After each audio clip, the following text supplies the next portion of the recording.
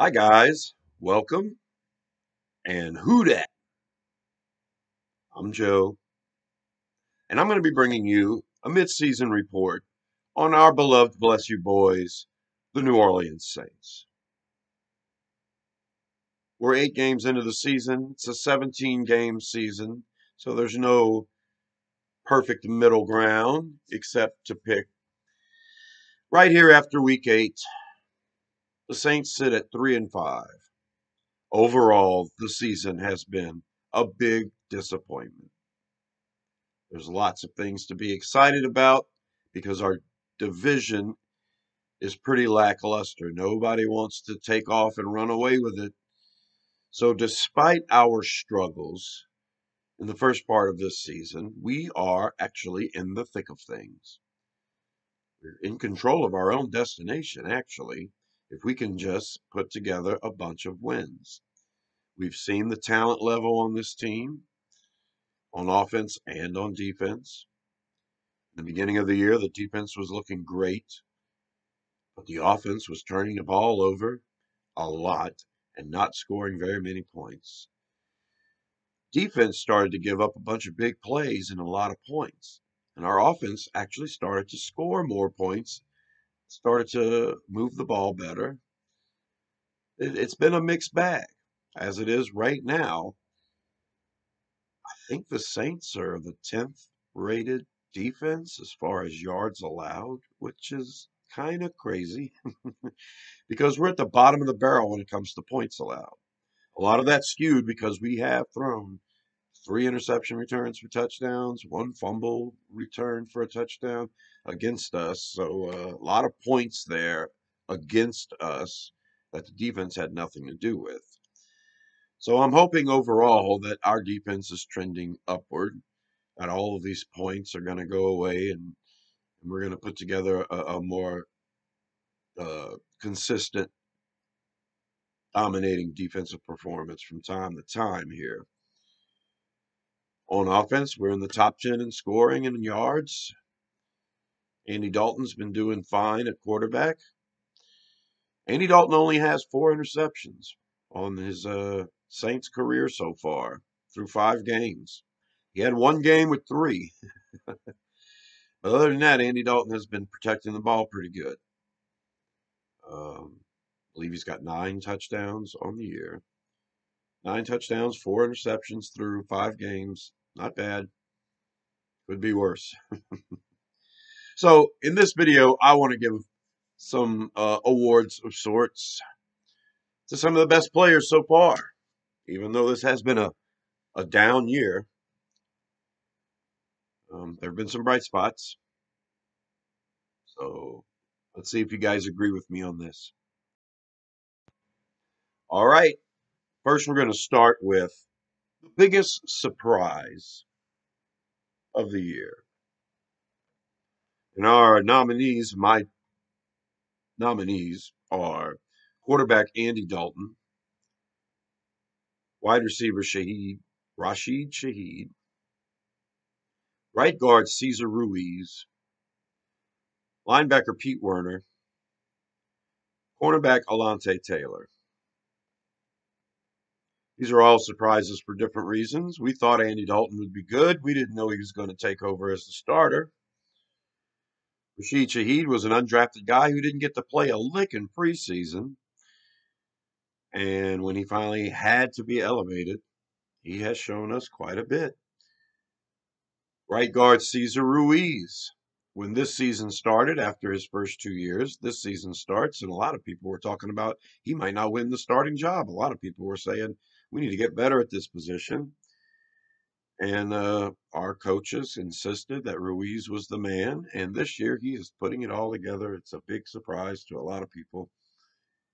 Linebacker Pete Werner looked great last year. He looked so good that we figured he would solidify the starting position and be productive this year. And what Werner has done is put in pretty much a Pro Bowl performance for us. And then cornerback Alante Taylor, who we drafted in the second round. A lot of people thought we didn't need an extra cornerback, and Taylor has had a chance to play in about 3 games now, and he has proven But he was worth that second round selection. And he's a pretty good player. So my pick, although I agree all of these are great surprises, the biggest surprise for the Saints this year is cornerback Alontae Taylor. Alontae Taylor may actually win the starting job over Paulson Adebo in preseason and in training camp. It seemed like Adebo had that job won. Adebo has played pretty good football. So for Alontae Taylor to take over at a starting spot would be a big surprise. Hasn't officially happened yet. We'll keep our eye on it. Got a half a season to go, people. All right. How about most improved? And I got a list here that includes tight end Adam Troutman, tight end Jawan Johnson, right guard Cesar Ruiz, defensive end Peyton Turner, and cornerback, I'm sorry, and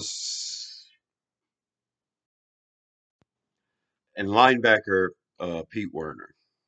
There we go. So most improved Adam Troutman. Well, we've been waiting for him to turn a corner, and he wasn't targeted much at the beginning of the year, but Troutman was coming on pretty good before his injury. Tight end Jawan Johnson. His run blocking has improved so much that he's pretty much our number two tight end now. Taysom Hill plays a lot at quarterback. Um, Jawan's doing great. Of course, Cesar Ruiz, um, who has gone from a starter to a very good player. Defensive end Peyton Turner, who was hurt most of last year and didn't show a lot when he got a chance to play every now and then. And he's been hurt a lot this year. He had his best game in this last game, and he sneaks on this most improved list as a result. And linebacker Pete Werner, who's playing at an all pro level right now, but he was a very good player last year. So I'm going to give the title for most improved player to Cesar Ruiz. I think, of course, I believe, hot take, that Cesar Ruiz is going to make the Pro Bowl this year. Hot take, certainly our most improved player. Let's take a look at the most disappointing player this year so far through 8 games. And I had to use smaller print for this list because there's so many of them, which includes quarterback Jameis Winston, running back Mark Ingram, wide receiver, kick and punt returner Deontay Hardy, defensive tackle David Onyemata, cornerback Paulson Adebo, and safety Tyrann Mathieu. Now, as far as most disappointing goes, I tried not to focus too much on being disappointed because they're injured all the time, because then Jarvis Landry and Michael Thomas would be on this list too. And probably Michael Thomas is the most disappointing of all of it because the man can't stay on the field. He's got 3 touchdowns in 3 games. If he comes back and plays the second half of the season, he could still end up in the Pro Bowl as far as touchdowns go. He's still a very productive player. I'm not too disappointed. And then I decided I'm not going to focus too much on the injuries. Maybe having Jameis Winston on this list is not fair because he was injured in the 3 games he played. And maybe not having Tyrann Mathieu on this list would be a good idea. But, up until his best game last week, a lot of people were disappointed in the effectiveness of Tyrann Mathieu.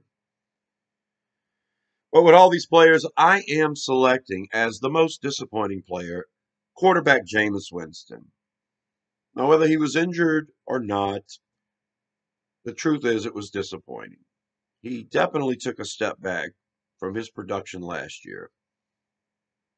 And the moves we're making now, starting Andy Dalton, putting a more veteran presence on the practice squad, you kind of have to wonder if Winston's going to be healthy the rest of this year, or, God forbid, if the coaching staff realize that Jameis Winston will never be a productive quarterback in this system. That's possible too. Either way, he lost his starting job to essentially journeyman backup veteran. So, most disappointing player, quarterback Jameis Winston. And now my last two of the evening, starting with defensive MVP.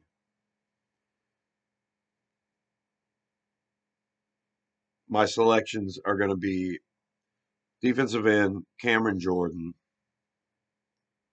linebacker Demario Davis, linebacker Pete Werner, cornerback Marshawn Lattimore, and safety Tyrann Mathieu. How could one who is nominated for most disappointing also be nominated for defensive MVP? Well, defense has been subpar most of the year. Tyrann Mathieu is third on the tackles, third on the team in tackles. He's pretty close. He's pretty high up there on passes defended. He's got a fumble recovery. He's got 2 interceptions. So yeah, not a lot of stuff going on defense so far this year, and Mathieu qualifies. Marshawn Lattimore's the shutdown corner, and when he's out there, he affects the game dramatically. But he's missed a few games. Mario Davis and Pete Werner are playing, in my opinion, at a Pro Bowl level. And Cam Jordan has 5 sacks so far this year. And if he breaks 10 for the year, he may end up in the Pro Bowl again as well. But my defensive MVP is going to be Pete Werner. Leads the team in tackles. He's at the top of the league in tackles. He's got such a big lead in tackles on this team. Second place is Davis, but Werner's by a long shot.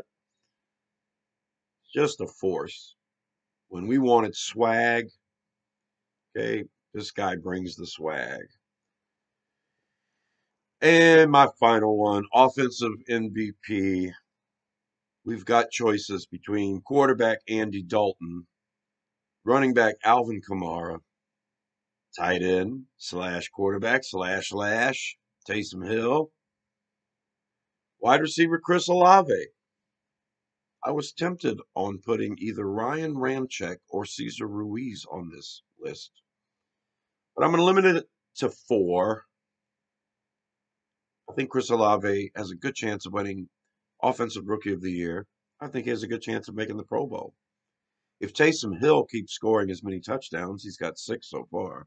If he keeps scoring that many touchdowns, he may make the Pro Bowl as well. I don't know as what, but